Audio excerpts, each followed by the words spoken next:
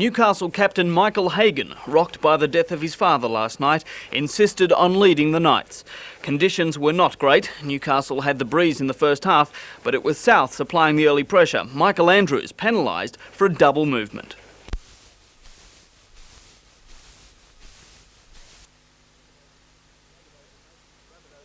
The Rabbitohs were making inroads, then the Knights ignited.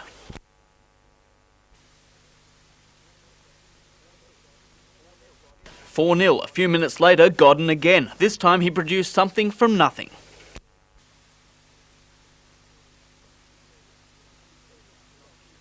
John Schuster missed with 3 first-half shots. Newcastle went to the break leading 8-0. The second half wasn't 2 minutes old when South struck back.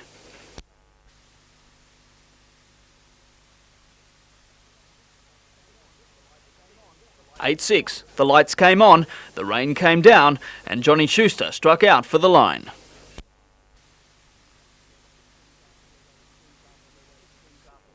Newcastle led 16-6 midway through the second half.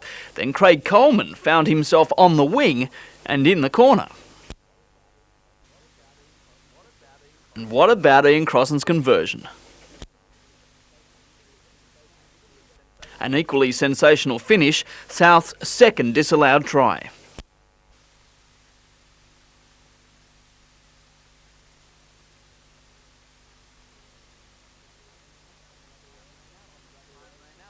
Time ran out on the Rabbitohs. The final score, 16-12.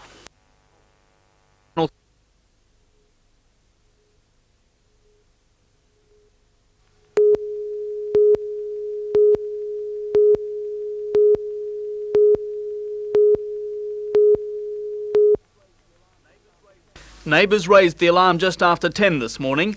By the time brigades arrived from Cardiff, Charlestown and Boolaroo, the flames had taken hold, thick smoke billowing from the middle of the roof. No one was in the house at the time. Patricia Lewis was working at a school tuck shop. A neighbour came rushing down to say to me my house was on fire. So that's as much as I know, but it looks like it's the kitchen. The scene from a neighbour's yard told the story. A gaping hole in the roof. Firemen donned breathing apparatus to battle the fumes from burning insulation. The blaze was brought under control in less than an hour. The fire investigation unit from Sydney was called in this afternoon. It says the blaze started in a pot of oil. The hot plate was left on. Anthony Griffiths, NBN News.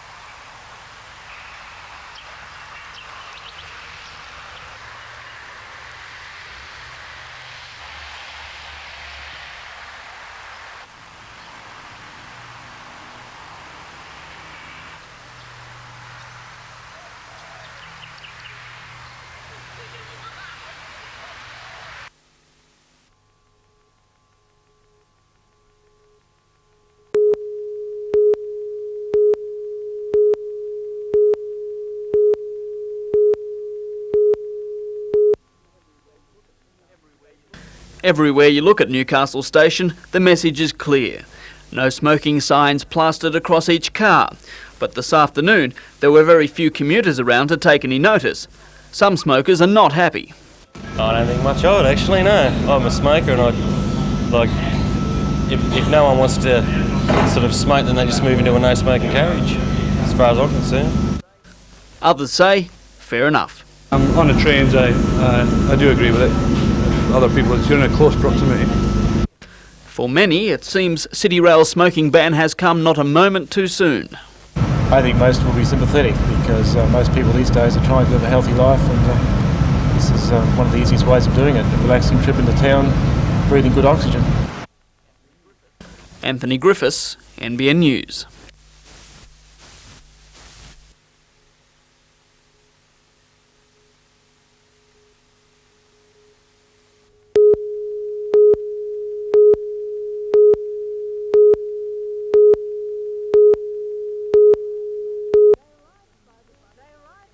They arrived by the busload from schools across the Hunter Valley. After months of preparation, the final touches were applied. Some competitors were nervous, others look forward to the experience. I've been on stage here a few times before, but yeah, I am excited.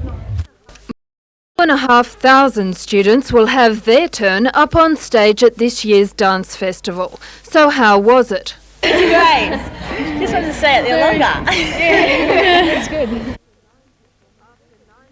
After 9 performances at Newcastle University's Griffith Duncan Theatre, the show will go on the road. We become a travelling circus, I suppose. We have 10 buses. They go to Muswellbrook High School where they perform, and we also go to Taree Entertainment Centre.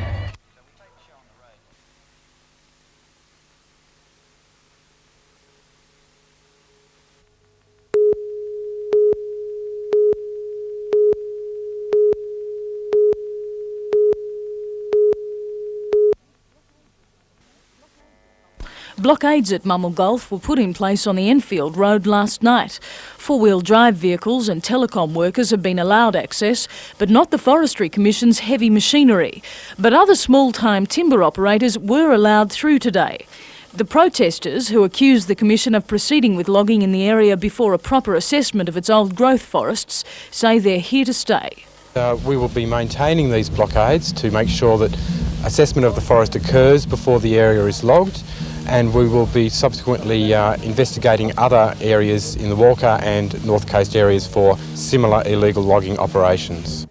But the Forestry Commission says its operations in the area are responsible. It's unlikely that any more than 50% of the standing trees in any one area will be logged at any one time. The impact on the ecology of the area is likely to be minimal in the short term and negligible in the long term. It's a claim backed up by long-term logging firm Fennings of Walker. It's a fair dinkum long-term timber industry, and we're looking to the future. We're not looking 2 or 3 or 5 years down the track. It's got to look towards 20, 30 years at this stage. The forestry industry directly employs just over 150 people in the Walker district. Shire President Alec Gill says its loss would be disastrous for the community. The timber industry to Walker is absolutely vital to the economy of the town, and of course the first thing is jobs.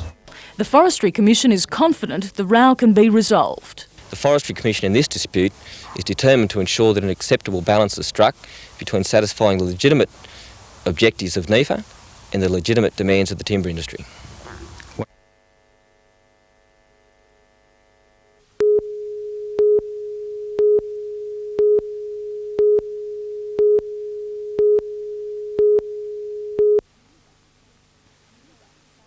A minibus crashed through the window of a real estate office at the corner of Victoria and Pulteney Streets.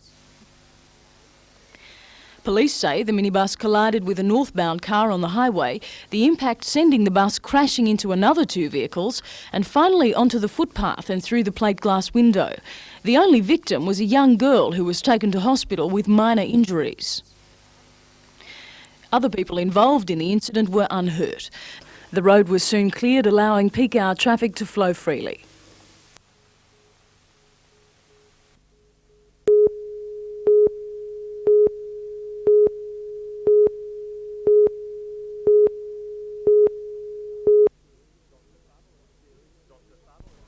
Dr. Sutherland's theory is that hotspots deep within the Earth's core create areas of surface instability. He's identified at least 3 hotspots around Australia, one right under Newcastle. The research was outlined on the Today Show this morning by science editor Lee Dayton. What's happening is as the heat's rising, as the rocks are melting, what's going on is an instability in that part of the Earth's crust. Right. And if there's already an irregularity there or a problem, that's going to just exacerbate it. The end result over hundreds or thousands of years could be a volcano, but in the intervening period, expect earthquakes on a regular basis. That small hotspot under Newcastle is what's been responsible for the earthquake activity, because he says you can expect earthquakes there every, say, 70 to 100 years, right, courtesy of this hotspot.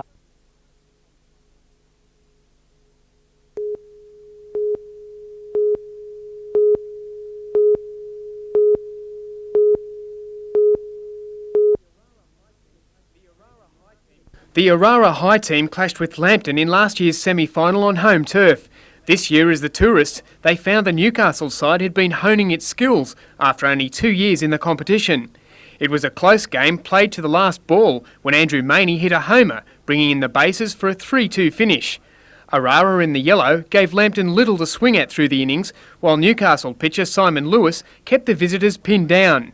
About 100 teams contest the Shield, and Orara's victory will see them through to the quarter-finals against Blacktown Boys High in Sydney. The Shield is played in tandem with state and national selection trials.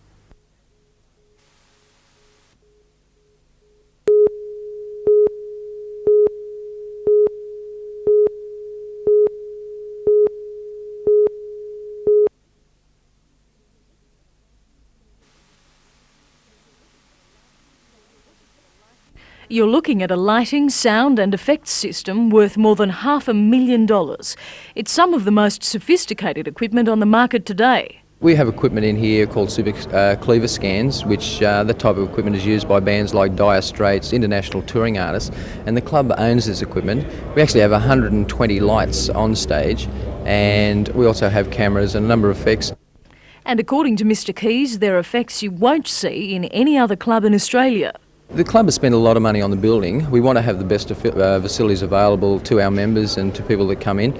So we decided that we would go ahead and fully fit it out, have our own equipment, and it means that a lot of touring artists and people coming through will have the best equipment available to be used while they're here.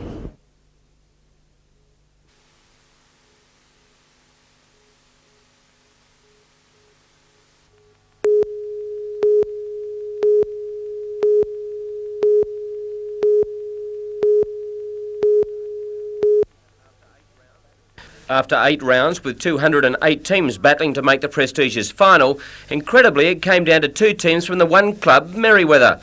Pat Semple and Alma Ellis met Bessie Lowes and Anne Stewart as opponents today, and it was Semple and Ellis who established the early supremacy. They raced to a 9-shot lead after only 5 ends and continued to hold a huge 8-shot advantage after 12 ends. But Lowes and Stewart hadn't come this far to receive a hiding and fought back well, finally going down to Semple and Ellis 18-13. Whichever way the match had gone, Merewether was celebrating.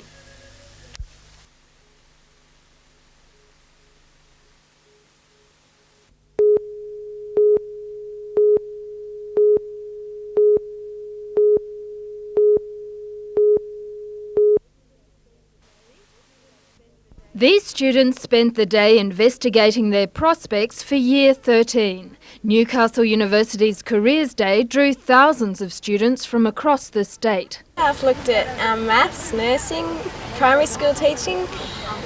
I want to do them all. I don't know yet. Working out what to do when school's out for good is a common dilemma. The university's open day is designed to help students make an informed decision about a suitable course to take next year. There's more interest than ever this year. I think it's partly due to the fact that competition for tertiary places is increasing. Attendance at lectures was unusually high, but before the lessons begin in earnest, there's a small hurdle to overcome first, the HSC. Well, it's going to be hard. You're going to have a lot of competition. Just like looking at some of the people, you've got all the smart people, you've got the people that are not so smart. So you're looking at your competition here.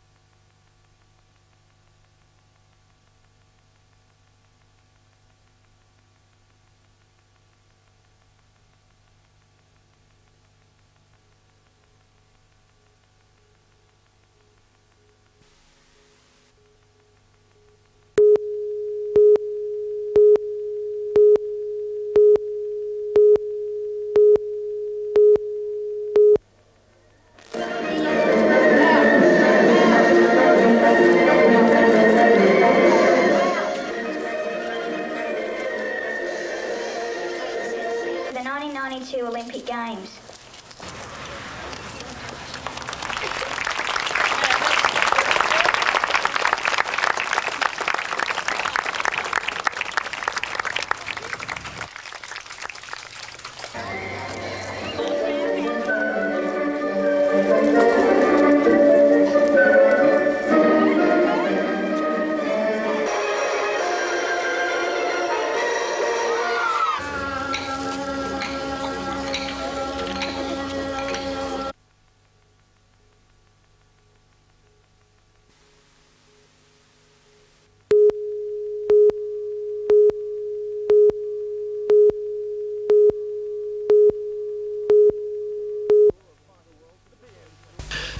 The PM's tour of Fighter World was the first stopover on the visit. Mr Keating and wife Anita were escorted by senior Air Force staff on an inspection of half a dozen jet fighters and associated aviation exhibits. Mr Keating displayed obvious fascination with the aircraft and a surprisingly detailed knowledge of their role in Australia's recent aviation past. He wasn't the only aviation enthusiast, one couple barely noticing the passing political entourage.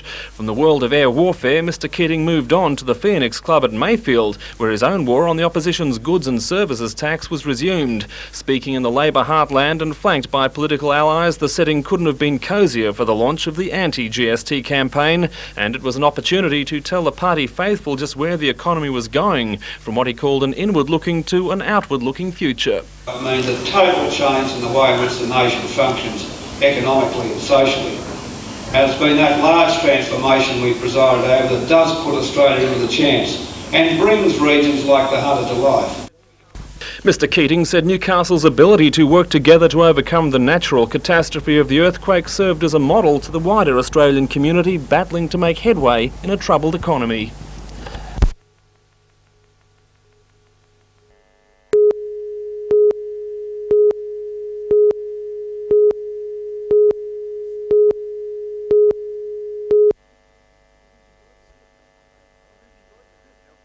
Susie Rogers of Nelson Bay High and Mecca Crook of Maitland's Grosman High have worked their way up through the junior grades. Mecca is ranked third in the state in the under-17s division. The pair have been chosen for the state combined high schools team to play Queensland at Ryde in Sydney during August. Mecca, along with Gemma Bailey of Katara High in the under-15 division and Daniel Karlwalski of Irrawang High, will also contest the national titles later this year in Perth. Daniel is ranked in the top 3 in the state and also plays in the Super Squash division in the evening competition for his home club, Raymond Terrace. In true State of Origin style, the combined high school shield is a hard-fought prize, with Queensland holding the honours for the past 5 years.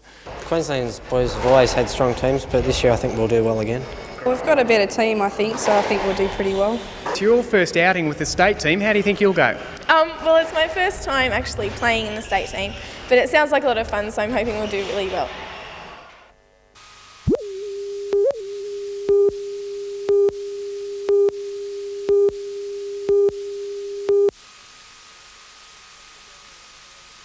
The Metherell affair has been one of the largest, most publicised cases to go before the ICAC.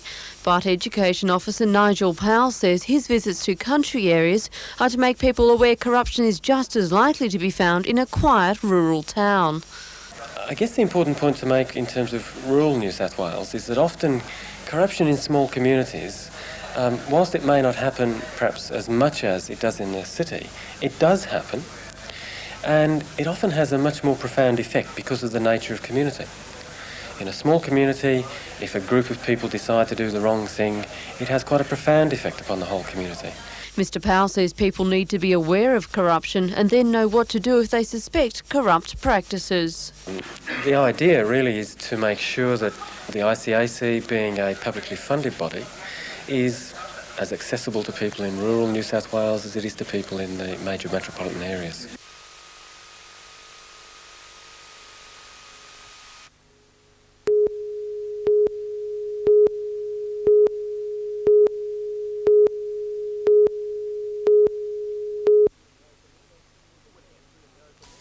The winning entry in the open section was an oil entitled Foreground by Mullumbimby artist James Guppy. The $1,500 prize was part of a record $10,000 on offer, drawing more than 630 entries. Not surprisingly, the exhibition also attracted record entries. A total of 24 categories range from oils to watercolours and woodwork to porcelain in age sections from primary to open. It's the last time the show will be hosted in the old Southern Cross Public School before it relocates next year, but organisers promise the next exhibition will be just as exciting, if not more so.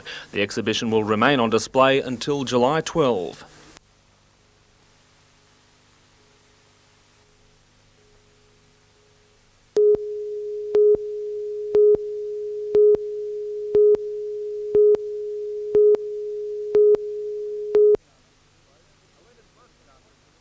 "11 months after it was closed, picketers at the Wallsend Hospital remain convinced that they're holding the fort for the eventual reopening of a 90-bed surgical hospital. But the area's health administration has other ideas. What we'd hope to do in conjunction with interested general practitioners is not only have a teaching general practice, so we continue to train doctors in general practice, but also provide a general practice service to the Wallsend community, and more importantly that important after-hours service, because that's something that's really lacking in Newcastle. As far as we're concerned, it is good news, but a lot of people are thinking it's the hospital. They will be not in the hospital, so we're still going to stay here till we get a public hospital in the Pettinger wing. Feasibility studies are underway to establish if after-hours general practitioner services can be set up and maintained and run in conjunction with a training program. Dr Smythe sees great potential in developing community health, dental and aged care facilities. The best interest of the people of Newcastle is to get more beds open at the Mater and Belmont hospitals. We can do that for $70,000 a bed, while to reopen Wallsend it cost us $190,000 a bed. So it just doesn't make economic sense.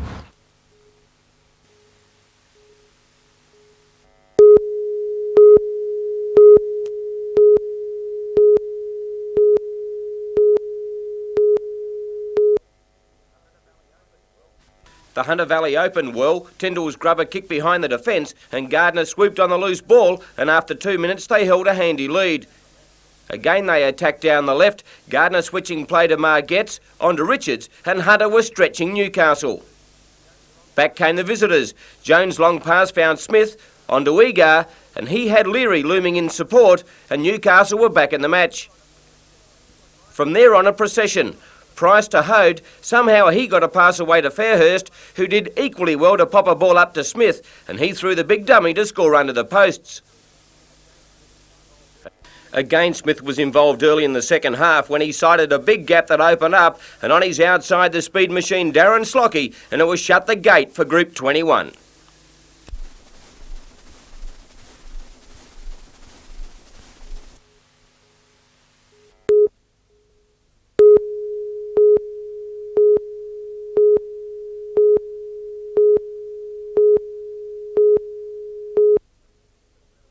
Runners of various fitness levels and age took off for the 11-kilometre run from Gosford to Terrigal, a daunting prospect with plenty of traffic to contend with, plus the hills approaching Terrigal. The field spread out quickly, all chasing the $800 bonus for breaking Andrew Lloyd's record of 31.46 minutes.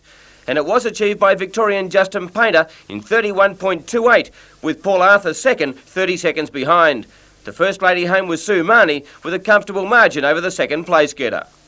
And Ian Barrett of Charlestown has again won the Newcastle District Master Singles Bowls Championship with a fine 31-20 win over Glenn Brown of Hamilton.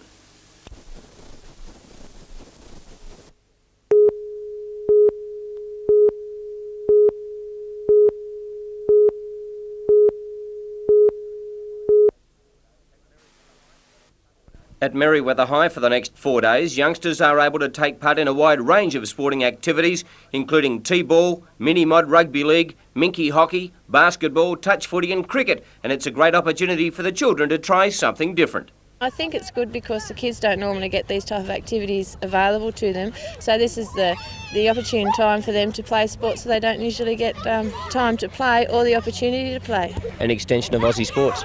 It is an extension of Aussie sports.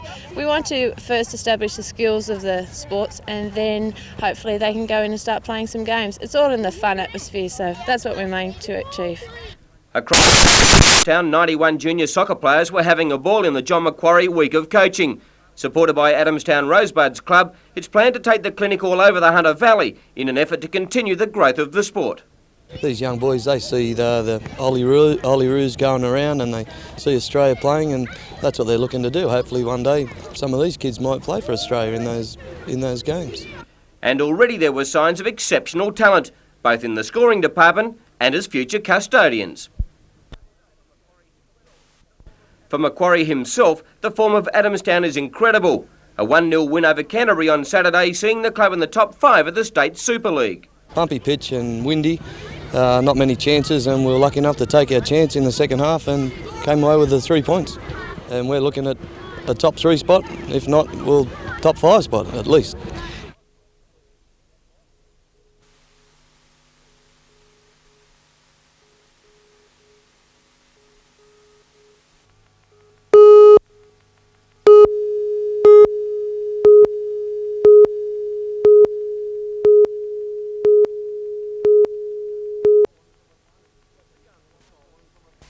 The guns were stolen from a licensed weapons dealer operating from a private address at Summersby north of Gosford. Thieves apparently broke into the house yesterday afternoon while the owners were away. After ransacking the place, they located a key to a secret strong room. Once inside, they stole 14 handguns, including 44, 45, 38 and 375 calibre weapons.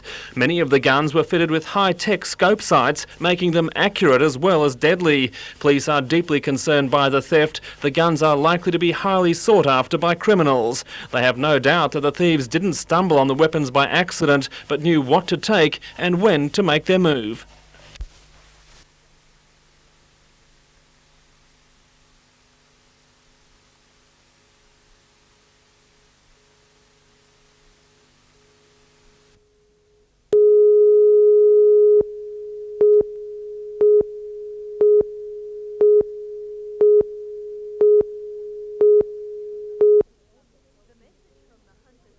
The message from the Hunters Public Health Unit is, if you're elderly, infirm or suffer from respiratory problems, you should take the preventative measure of being inoculated against the flu.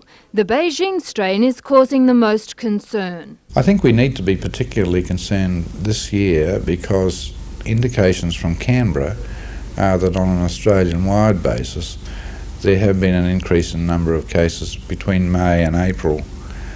In other words, in early winter, and it would suggest that we may perhaps get a worse bout of the flu this year.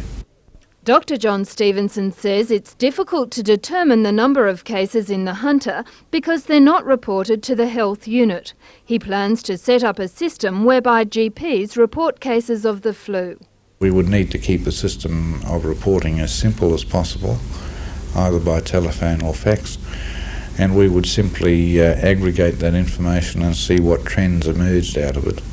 Dr. Stevenson says supplies of the vaccine are low and should be used by those people in high-risk categories. Jane Anderson, NBN News.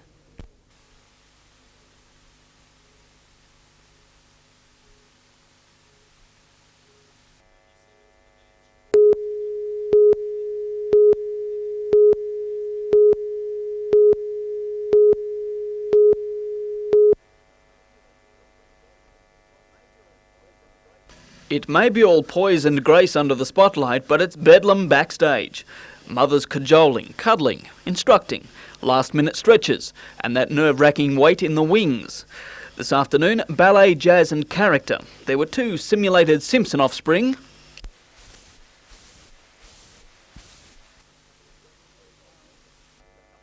Pretty in pink. A couple of dance floor sirens of the future. Not even a renegade ribbon can dim the grin. And for something completely different,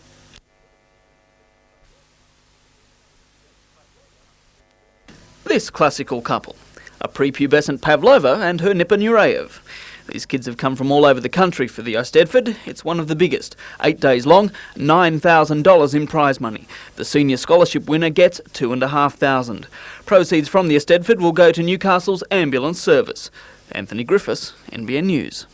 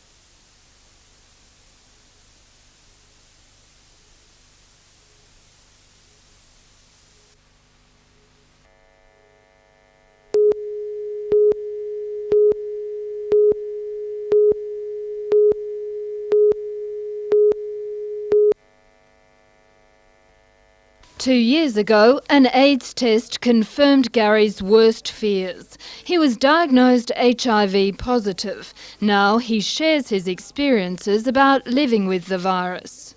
The first thing I thought of was, okay, this is in my life. What do I have to learn from it? How can I grow because of it? And what changes do I need to make in a positive manner? So for me, it never has been a devastating thing. But for people, they lose their relationships, they lose their friends, they lose their family, they lose their job, so their life becomes absolutely different. And it needn't necessarily be like that. The conference, called Sharing the Challenge, was organised by the Hunter Area Health Service. The data is changing, the information is changing, and I guess it's our responsibility to make sure that people are aware, that health workers and the public combine, that everyone does have the facts. A range of issues were canvassed, including working with injecting drug users, developing education strategies, and perceptions and attitudes to those who have the virus. Karen Boland from the Anti-Discrimination Board believes AIDS doesn't discriminate, but people do. We're dealing with people who, in a large number of circumstances, are either ignorant or fearful of HIV. It's hoped those who attended the conference will be able to break down some of those prejudices. Jane Anderson, NBN News.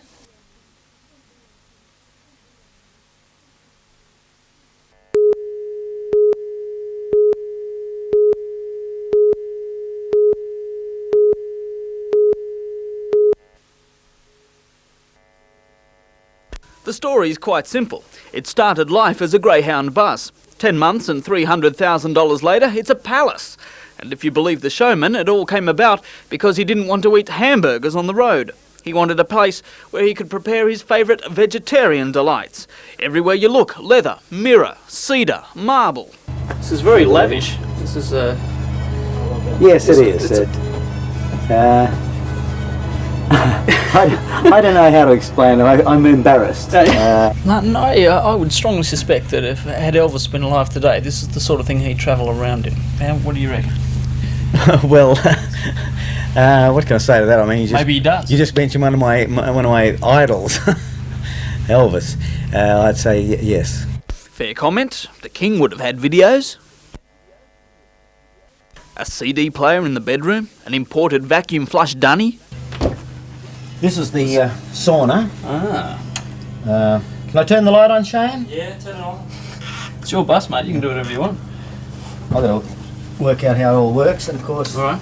We just sit in there, because I have a sauna every day. Yeah. How long? Well, 15, 20 minutes to get all the toxins out of my body. Who makes your DAX? I have a tailor in the Gold Coast called Boris. Yeah. And he makes most of my stuff. I've got a home on the road virtually now, and it'll make me a lot more stress-free and much more relaxed because I know that I'll be able to get the right foods without having to eat hamburgers and greasy joes and all the rest of it. An envious Anthony Griffiths for NBN News.